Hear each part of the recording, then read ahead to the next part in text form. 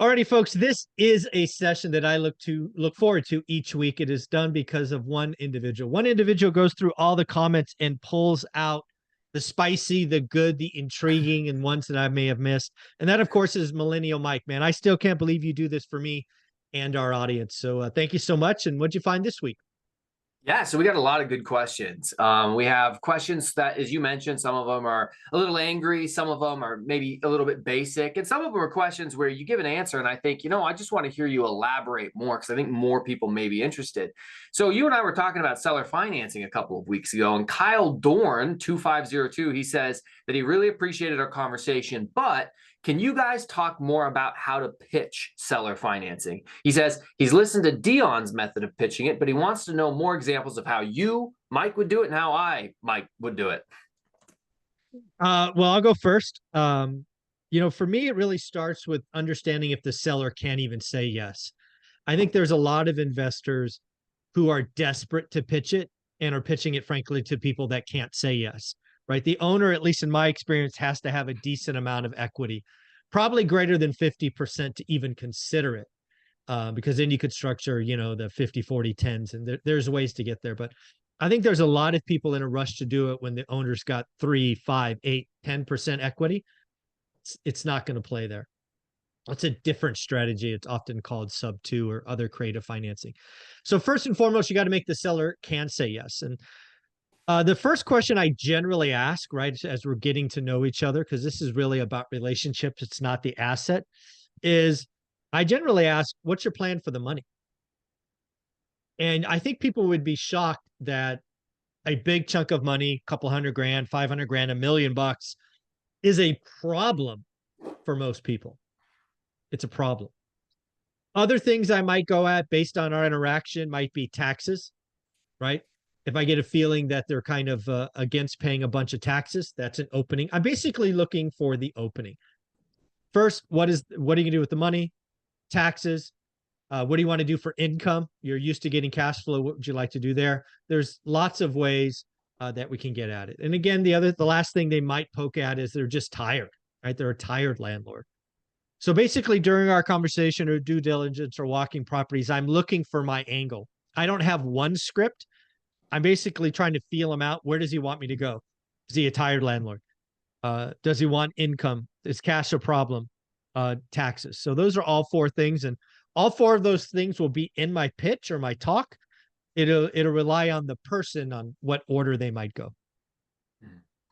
Yeah, I think those are interesting points. So when you're having this conversation back and forth with the seller, are you speaking to the seller directly? Are you speaking through agents? Because I think that's something a lot of people get confused on.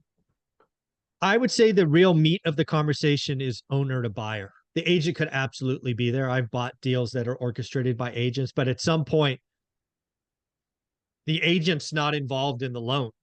So we have to get to know each other. And they could absolutely be there. They if there was an agent there, they could even be at the lunch or the breakfast or walking the properties. If you're going through an agent, you may have to do this talk tack twice, right? You have to educate them on why it could be good for their seller. Much shorter conversation, typically really, hey, save on taxes, maintain income, stop the headaches, higher price, right? All of these things that the agent, and of course, never ever forget if you're dealing with the agent, make sure the agent knows they're getting paid. You're not going to cut them out. You're not thinking of cutting them out. They're going to get paid. They're going to get theirs. Because if they even get a whiff of that, it's not going anywhere. Oh, they're going to kill it. Have you ever had an agent become a hurdle or an obstacle or kill one of your seller financing deals or offers? Well, yeah, they've certainly killed offers. I mean, I can't tell you how many real estate agents I've talked to that just don't get it. They think I've actually had agents, licensed agents, tell me it's illegal. What? You mean it's Brilliant. illegal? Well, it's crazy. It does happen. And what I would tell those agents is, you should send back your certificate because you got to go back and get reeducated. Yeah. But yeah, so I remember one time there was a relatively new agent. I don't know, 5 years in the business, so should have known better. I wanted the deal. They were gatekeeping me. In this case, I happen to know her broker, so I called the broker. I went over her head, and that fixed the problem. But if you want it bad enough, go get it. Yeah, so what I'm hearing from you is you got to make sure the person's even capable of seller financing. Do they have enough equity? You've got to figure out what their I what they're going to get out of it. Is it going to be tax benefits? Do they need the cash? Do they like the income? You got to figure out what their pressure point is and then kind of just play it up to that. And the one thing I really didn't hear, and I'm sure you'd probably say it, is sometimes it really is just a numbers game. You gotta offer it a lot because Oh most yeah. people don't understand it. Yeah, I think that was a question last week from Jen, if I remember correctly. Yeah, it's a numbers game. I know lots of people are intrigued by seller financing. It's like it's the promised land for them, but it's like digging for gold or diamonds or whatever your analogy is. It is absolutely a numbers game. I think we've done a dozen, maybe 15 seller financing deals over 20 some years. I would bet I've had a conversation 500 times, Right. so that's like, 3% or something. So just scale, folks. It's not easy, but it's not easy, but possible. Yeah. I offer it with everything if it's possible to offer, like if they own it outright, I offer it on everything. And what I'm doing now is I'm playing the price game, which is a little bit different than it was the last couple of years. The price game is they still want their 2022 prices or their 2021 low interest rate prices, but no one is paying it. And that's why it's sitting. And so here's the seller financing offer, and here's the conventional financing offer. You might notice a big difference in these two offers. I think that is genius. And if I was in growth mode today, every property would get two offers. I think that's genius. Just freaking genius. Great job. Yeah. All right. Okay. Next question. Choosing the right area to invest in. This one comes from Alex-WX8BE. Would you still invest in an area that the trend of the location is the wealthier people are leaving the neighborhood? I wish you would talk more about neighborhood trends. Your response was, appreciate the feedback. I would need to know more about the area. For example, the wealthier leaving San Francisco. I wouldn't touch it with a 10-foot pole. Mhm. Yeah, I think there's a general belief that you can't invest in a city that has declining population. I think your proof, your evidence that that's not necessarily true. There are plenty of ways to make monies in markets like that, such as Gary, Indiana, where you've had great success. Um, Again, I think there are reasons not to invest in a city, and I think San Francisco's a perfect one. I think San Francisco's on a multi-decade bottoming and rejuvenation. I wouldn't want to be a part of that, right? You don't want to be early. And they have regulations, they have clearly a leadership that's not friendly. There's lots of reasons to not do San Francisco, but I think San Francisco is pretty unique when you look across the country. So I think my statement stands. I do think there is a lot of people that say, hey, if population is negative, I'm not investing there. I don't necessarily think that's true. Um, I think you got to be careful. But I don't think negative population growth or even negative wealthy population growth means it's a no-go. It's might be a yellow flag, might be cause for more due diligence, but it's not a non-starter. Although San Francisco is, for me at least, a complete avoid. Mm-hmm. Yeah, and to your point about Gary, Gary went from a high of the population being nearly 200,000 to where it's at now about 70,000. Mm. I don't think I would have had the same potential opportunity or experience in Gary if I'd been investing when it started to fall from 200 to 70. But over the last several years, it's leveled out around 70. And now it seems to have bottomed out. And a lot of people via telecommuting and things like that are moving further and further away from Chicago, which is 2.6 million Exactly. people and is 45 minutes away. So, yeah, I Exactly. mean, really the most important thing, and what this commenter did, he left another follow-up comment. He was like, well, can you speak specifically to this market in Missouri? The problem is, and I know Mike would say, he can't just tell you about any random market because the goal you have is to go out and become, you have to be the expert in your market. Yeah, the other thing I want to point out, I do reply to every comment. I do not get into conversations. So if you leave a comment and I reply, I will not see your reply. I refuse to have conversations. So I didn't know he had a follow-on comment. And to ask me about any market not called Fresno, California, you're going to get the same answer. No idea. Do your own work. And that's the purpose of this segment, so we can get into those conversations sometimes. All right. Housing prices are on the move. From Paul Jensen, 4773, he says, are prices starting to compress between high and low level end as I've expected? Your response was, I think you're onto something. So what are prices doing in the housing market?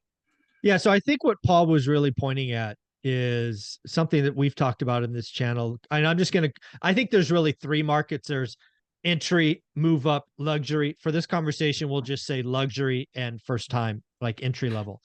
And I think what's happening is you're seeing entry level get more competitive, i.e., more demand, i.e., prices firming and rising in most of the country. And then what you're seeing is you're seeing luxury come in because you're finding out who needs to sell versus who wants to sell. And I think what's happening is, and this is a debate the lumberjack and I had for years or for a year now, is I think that math makes the median price go up because what's going to happen is you're going to have, let's call the median 400 grand. And you're going to have all this inventory above 400 grand, 600, 800, a million, sit. Some leave. And then some go, I got to sell. And then they're going to be a 900K listing sold for 750.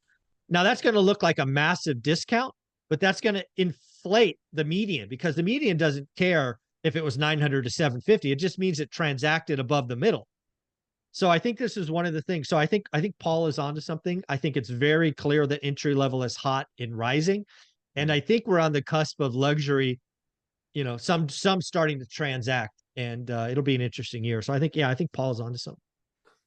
Yeah, and I would agree. And in Gary, all the houses I buy are below the local median, certainly below the national median. And there is no problem for a competition. If it's a good house, if it's listed right, it's going to go quick. It's probably going to have multiple offers. But you don't see that out here where I live in Seattle, where everything is double the national median, and everything out here sits for a while. I mean, unless it's priced, if it's a 900 priced at 700, sure, it's going to go, but there's not a lot of those sitting around on the market. Exactly. All righty.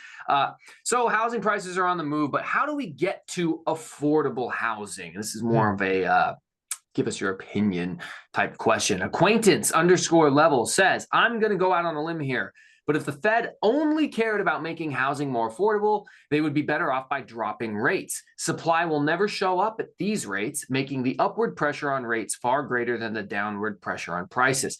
This doesn't even account for the disincentives for builders. They don't have the right tools for this problem. So, Mike, how do we ever get back to affordable housing? Is it even possible, or are we just totally screwed? So there's a lot in that question. So I'll answer your twist on it first. Unfortunately, nobody likes my answer. There's absolutely a path back to affordability, but you all got to stop wanting microwave economy. It's going to take time. I believe that it will take 5 to 7 years to get back. And again, I ask you to go back and look at my 53-year spreadsheet. The answer is in the spreadsheet. It's free. It's on my website, one rental at a time. Go get it. All you have to do is look at 1980 real estate transactions and ask yourself, how many years did it take for us to get back to that? It was 12 freaking years. Yes, we can get back. I think it will take 5 to 7. Why so long? Because I think prices are sticky. I think rates fall from 7, but then sticky at 6. What's the third variable of affordability? Wages. Unfortunately, wages are sticky on the way up. They go up at 5 to 7%. Again, go back and look at the spreadsheet. It's got average or household data. It's all there for you. Everybody wants it tomorrow. Maybe you'll take it the day after. This is going to be 2028, 2029, 2030 before affordability comes back. So yes, we can get back there. It'll just be a heck of a lot slower than people think. So essentially, when it started, I was still the young millennial Mike, and when it's finally back, I will essentially be the lumberjack. Just a 12-year time frame difference. Oh, that's one way to look at it. Yeah, and then the other thing I want to talk about that was in that kind of thought track, and I've already forgotten who, anonymous or whoever it was. I'm actually seeing a growing trend talking about rates falling and then prices falling, which mathematically breaks my brain. So let's think about this, right? Rates are 7. And I'm not saying I agree with this, but I'm seeing this more. I don't know if must be a Crash Bros putting this out there. Okay, guys, rates are 7. we're going to see rates fall all the way to 4%, and then prices are going to crash. I mean, how does that mathematically work? I guess the idea is the economy is so weak, unemployment does this. But even if unemployment doubles, shoot, even if unemployment triples, there is so much pent up demand that I don't understand how. I mean, you've really got to be digging to figure out how a 4% mortgage would cause prices to crash. I don't get it. Yeah, well, I'm glad you touched on your 52-year spreadsheet, because we're going to have a question kind of about that. Someone was disagreeing with you. So this one is the topic of when was the best time to buy. And at Quirt True Q4568 says, even though it was the best time to buy in 20 and 21, most people couldn't win the bidding war. Eventually, overbidding so high will offset the 3% rate you could get. It's the best time to buy when the math makes sense relative to your situation. So, Mike, you've talked before about how 2021 was the second best year to buy ever other than 2010. Why was that? It's just simple math. The affordability number, which everybody's complaining at today, was remarkably high. And yeah, when it's markedly high, there's competition, as there should be. That's kind of supply demand 101. If you want to have a victim mentality, and these folks that are saying these nonsense, they probably never wrote an offer. That's what drives me crazy. All these crash bros and doomers. Oh, nobody could buy. You got to do all of this. Like, how many offers you write? 0? Well, then shut up. I mean, just shut up. It always comes down to doing the work. If you do the work, you can get a deal. I mean, I proved that last, November, December, 30% off, listed properties on the MLS, fully documented. If you just want to sit here and quote other people's work, I don't care. Do whatever you want. Again, I don't talk to people in the parking lot. If you want to be a drunk moron idiot who's lazy and poor, stay in the parking lot. I'm talking to people in the stands, people that are trying to do the work. Yeah, it's hard. It's always hard. I don't know what you want to. I don't get it. Oh boy. Yeah, I saw a video that I wanted us to be able to react to, but it's one of those where it's 15 seconds, no words, it's just straight music, so it would have been copyrighted. But the theme of the video was all the millennials happily dancing and laughing when they bought in 2021, even though everyone told them it was going to crash and they were overpaying. It's like, yeah, you said it was going to crash and that we were overpaying, but now 2 years later, prices somehow are up still significantly, and there's been no crash. Well, even that, I mean, think about the uneducated economist, right? The uneducated economist, if you don't know his story in a nutshell, he was crushed in the Great Recession, lost a home, foreclosed. Horrible story. He ended up he was a renter and thought he'd be a renter for a long time.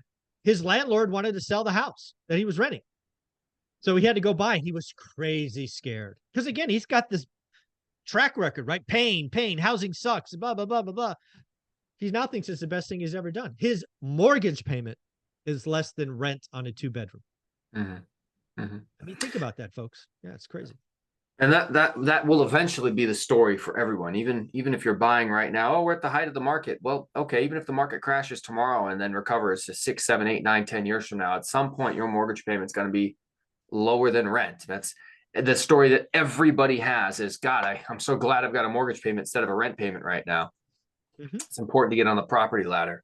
All right, and getting on the property ladder, one of the things you might consider is finding a good real estate agent. So the topic for this question is using the right agent. This one comes from Andrew Allen, Inspector and BU 6540. He says, working with a buyer's agent who is well known in the area and has relationships with listing agents makes all the difference.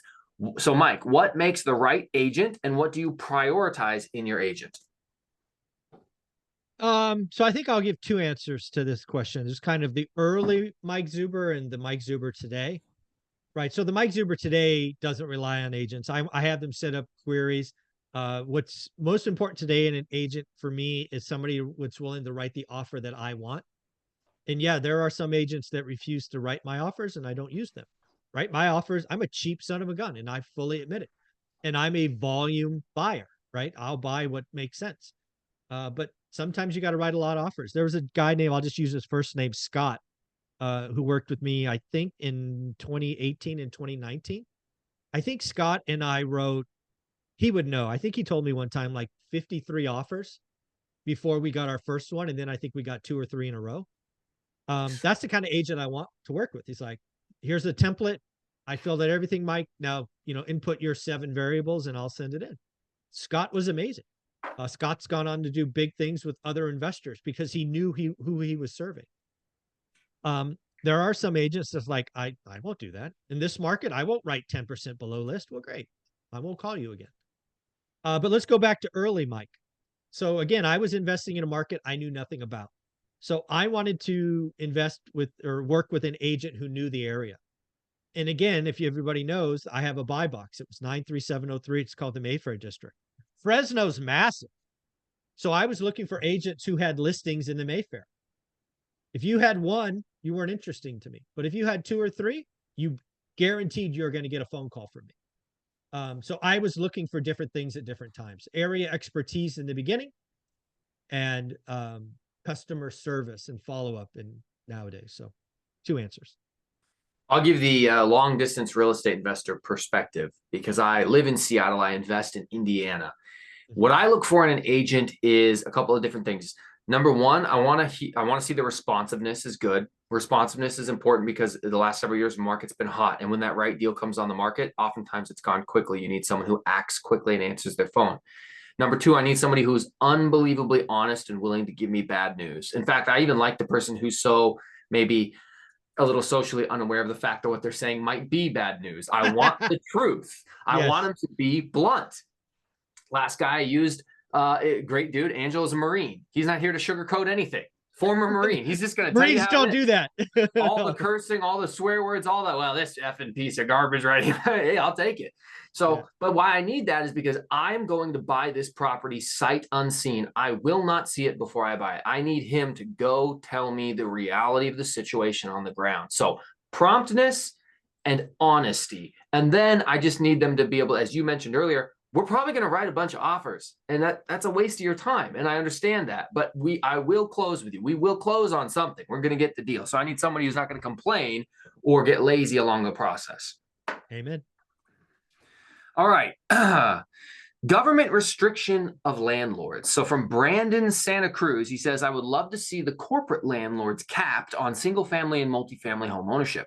They would try to play a shell game by making other corporations, so it may need to be an outright ban. How do you feel about the government stepping in to restrict investors? How should it play out? Is it already happening? And is it unethical or is it ethical or un-American? It's certainly un-American, I think. Basically what I hear him saying is you want to allow some buyers and not others. I don't think that's American. No. But this is coming. I mean, you've seen some cities go after Airbnb, for example. I think you saw Miami say no foreign buyers. I think that happened, right? I'm reading all this. So there are things coming. I think he's right. If you tried to ban, I'll just say Wall Street, they would just shell game it to death, right? It'd be tough to figure out. But I think Wall Street's in the business of making money, and as long as the numbers work, we have a real affordable rent problem. Right. Yeah. It's there's an affordability problem for owners, no doubt. I'm not saying there isn't, but you got to realize that 36% of the population rents. They have pain too. So if you got rid of all these landlords, yeah, the first time home buyers will have inventory, but where are these renters going to go? Their rents would explode. I think there was a study done in Finland here recently. It was some European country. And I just read the report. It was rather dry, but the summary was, they banned landlords, and guess what happened? Prices were firm, rents exploded higher. Interesting. Shocking. You remove supply and rents go up? Are you kidding me? What really? This is like Econ 101, people.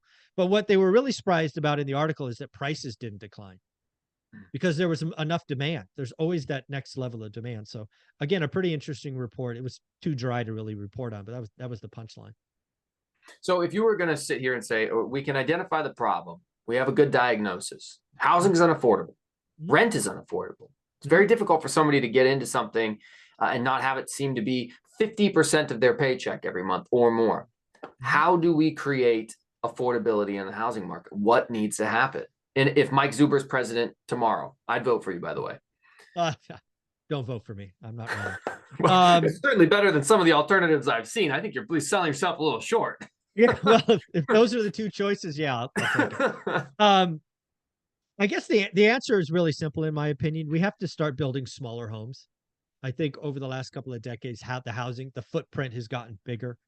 I think we got a lot of NIMBYism, not in my backyard. I think it is too, like, for example, I have a motivation to help my market of Fresno, California build affordable homes. I have a couple of lots that I wanted to build more homes on. One of them, they're charging me 20 grand. The other one, they wanted almost 100 grand without a guarantee. Are you freaking kidding me?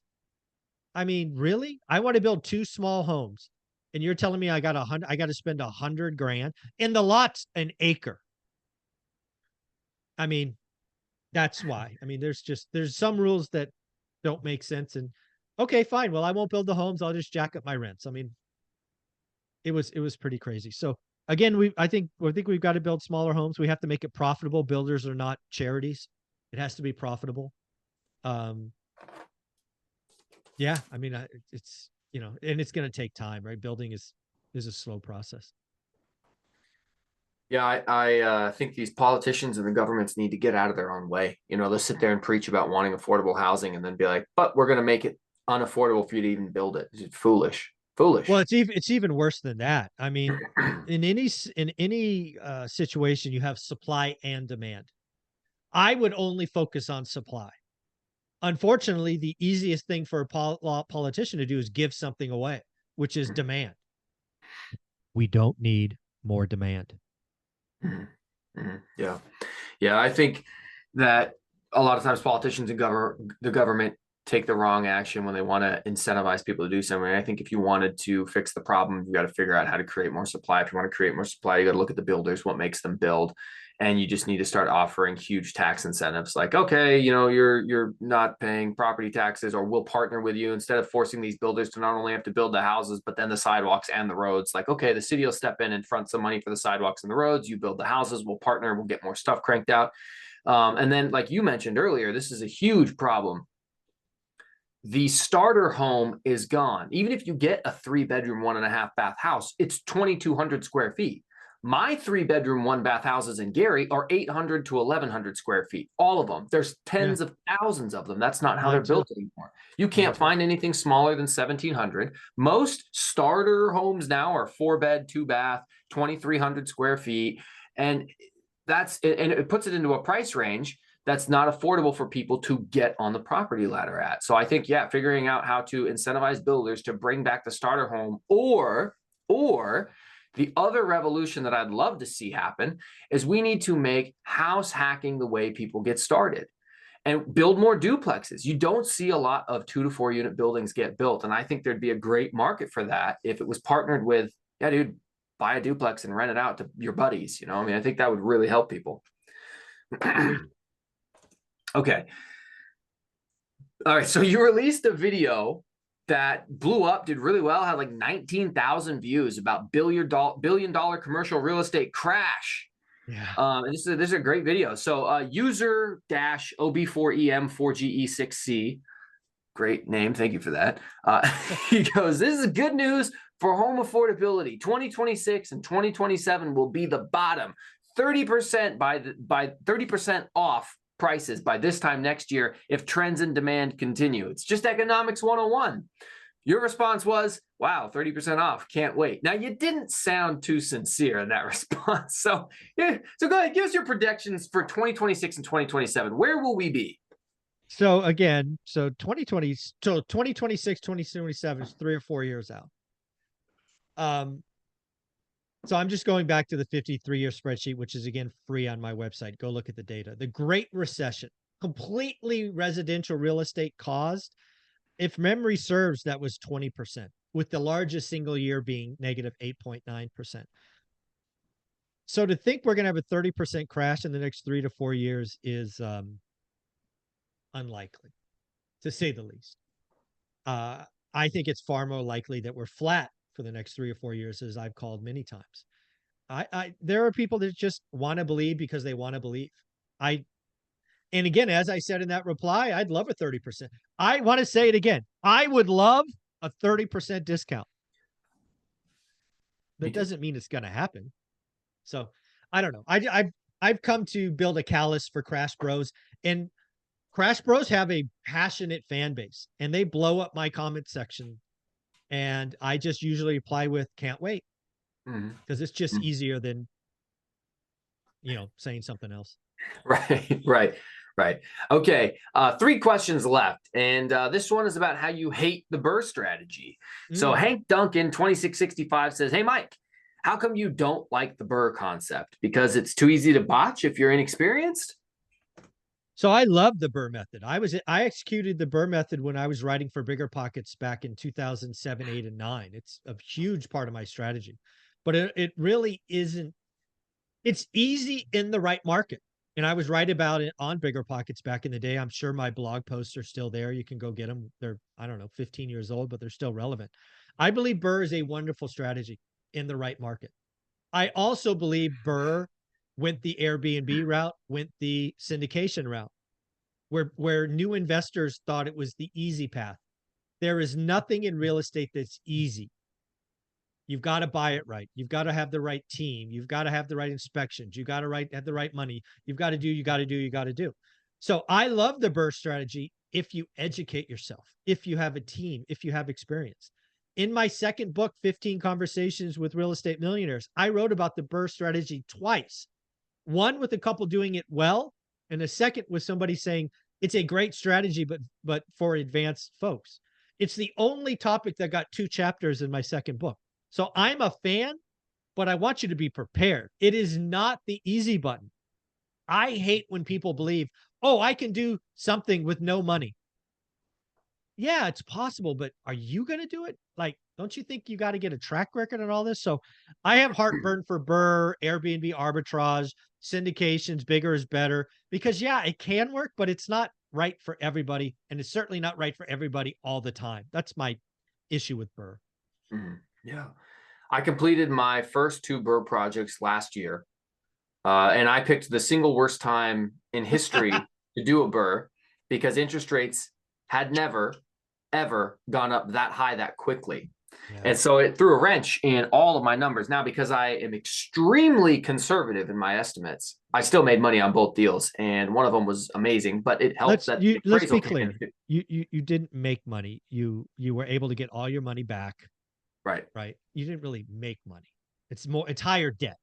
Let's just call it what it is. You have equity, but you didn't make money. Your debt's just bigger. Right. Right. And taking your advice, I didn't create an alligator property because I could have gotten even more money out of it. Exactly. That's but I was like, yeah, I didn't want to create a monthly payment that wasn't sustainable by the monthly rent. So I said, no, I'll just take the money back that I need to pay myself back everything I already invested. No, I want to hit that. I want to talk about that again, because I was being a little bit of a dick to you. Because again, BRRRR is not how you make money. You could, let's just use numbers. You buy for 100. Let's just say you have an equity line. You put 100 in, you spend 10 on remodels, whatever it is. And then you take out 120. Did you really make 10 grand? You didn't make 10 grand. You actually have debt for 120,000 bucks. Right. It may be more money than you put in the deal. You may have more money in your account, but you didn't make money, right? When you make money, you pay taxes. Debt is not taxed. So that's why I have heartburn. Because again, a lot of people are like, oh, look at this. I put this in, I got this out. No, you just have more debt. That's all you've done. Yeah, essentially, it's just a very long roundabout way of converting less ideal home equity line of credit debt into more ideal 30-year fixed rate debt. Now that I'm totally cool with. That's absolutely right. Go take variable 8s and 9s, turn it into 6s, and you have an equity spread. Genius. Right. I think it's great, but it's not for everybody, and it's not for everybody in every market. That's the big thing for me on BRRRR, is it has its time where it's the best strategy. And then it has a time where it's kind of not a great strategy for most people.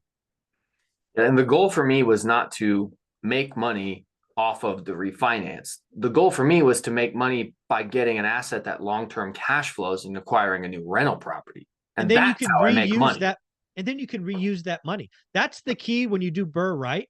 hey, and I did it. I'm not saying anything I didn't do, right? We had an equity line. We used the equity 6 times. We always paid ourselves back. We had cash flow. I have 6 more assets now that I wouldn't have had otherwise. But I didn't make money. I secured assets, cleaned them up, and paid myself back and did it again. Right, right. Okay, so not only do you hate BRRRR Strategy, as you just illustrated for us, but you also hate Airbnb. So Jonathan Bunny 5994 says, I would stop with the Airbnb bust narrative. I'm having the best year that I've ever had. Mike, do you hate Airbnb? Again, I hate anything that's perceived as the easy button. I've said repeatedly that Airbnb is an amazing strategy on the right property in the right area. Just because you're having your best year doesn't mean that others are. In fact, I think Airbnb pain is just starting. So if you want to be arrogant and just look at your situation and not realize what's going on across the country, that's on you. Yes, I expect there would be hundreds, maybe thousands of Airbnb operators that are having their best year. There will be tens of thousands, maybe hundreds of thousands of Airbnb hosts that aren't. So get out of your own way and realize that Airbnb, unfortunately, got the guru sprinkling of this is the easy button. And just like every other real estate thing out there, it is not easy. In fact, Airbnb is not real estate according to the IRS. It's hospitality. It's not even treated the same in the tax code, buddy. So again, I hate anything that is sold as easy. If you want to buy oceanfront property like Anna Kelly in a short-term rental market, by all means, you have my blessing. But if you want to pile into some nondescript 3-bedroom, 2-bath house 3 miles away across the railroad tracks next to a cemetery, you're going to lose your ass. It's up to you. Definitely doesn't hate Airbnb. Definitely not. All right. Final question, Mike. You always talk about how important it is to buy great deals. So from @slush here or slusher, I saw a comment saying you need at least a 10% cap rate, 25% cash on cash to justify a real estate investment in this market. Mike, do you agree? Yeah, I don't know where anybody would see that. Again, that would certainly be a great deal in my market. Again, people really need to understand this. What I consider a great deal in my market of Fresno, California, changes all the time. So I just talk about yield, which to his words is best cash on cash. It's the closest assimilation. So back in 2010, I wouldn't touch it if it wasn't more than 15%. In 2020, it was as low as 6.5%, 7%. So it changes all the time. It's never been as high as 25% cash on cash. But if you can find 25% cash on cash, go nuts. I think every buyer needs to know their numbers. That's why I never tell you what a good number is. I get a question all the time, something like, Mike, what is the cash on cash return I should shoot for? I have no idea. I don't know your situation, your market, your asset. I think having one answer for any market is crazy. If I said the answer was 8%, you would never buy in Seattle and you would buy everything in Gary, Indiana. If I said the answer was 20%, you probably wouldn't buy anywhere. So again, everybody needs to decide what's right for them. I think it starts with the buy box and doing the work and letting the buy box tell you what it is. So I don't actually set a bar. It changes for me, once a year probably. So yeah, that's my thoughts on 25%. Yeah, really what I was looking for there in your answer was, once again, it comes down to you being an expert in your market and figuring out what a great deal is in your market and even in your asset class, because it's just going to be so different. So, Mike, those were all of the questions that I had for you. Appreciate you always for having me on. We do have a whole bunch of videos that we're going to react to, but we do those in separate segments. So look for those on other videos. Mike, I still can't believe you go through comments. I know how much time it takes me to go through, so to think that you go through them as well is greatly appreciated. Folks, do me a favor, leave a comment below thanking Mike for all his time. Give him a follow, Millennial Mike. Thanks, buddy. Thank you.